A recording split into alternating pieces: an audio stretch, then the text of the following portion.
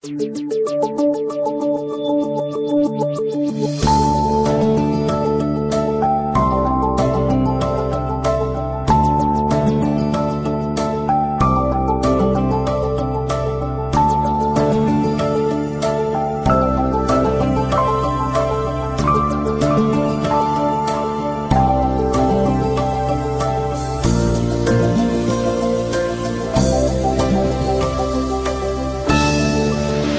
I'm Dr. Bill Osmondson.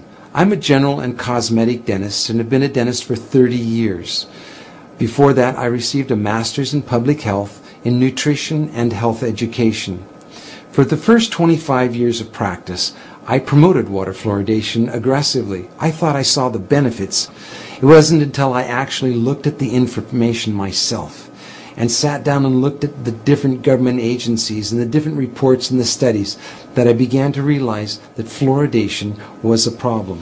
One of the first things I did is I looked at my tube of toothpaste. It says drug facts. I know it's a drug. If I were to give it to you, it'd have to be a prescription. That's for swallowing. When it comes to toothpaste, it also says don't swallow. And if you do swallow, contact a poison control center. Well, the amount of fluoride that they're talking about is a pea-sized amount of fluoride.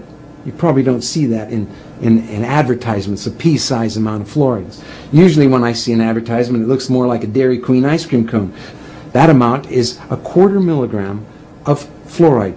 Well, that's the same amount of fluoride as what we find in 8 ounces of water. 1/4 milligram of fluoride, 1/4 milligram of fluoride.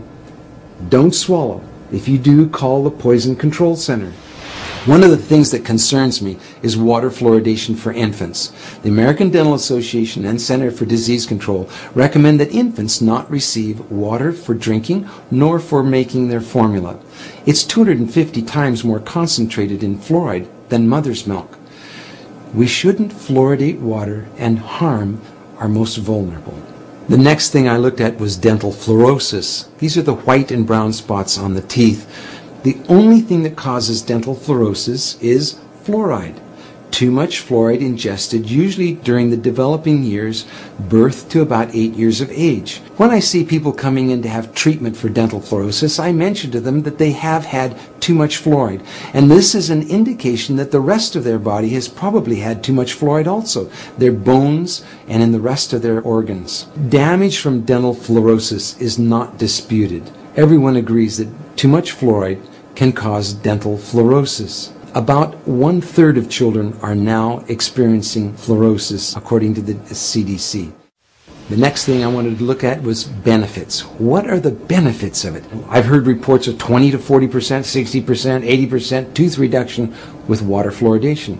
So what is the benefit of water fluoridation? And I had a close look at several factors. One, comparing different countries of the world, we can see that no matter what we do on fluoridation, whether the country fluoridates or no fluoride at all, decay is reduced the same amount in all countries.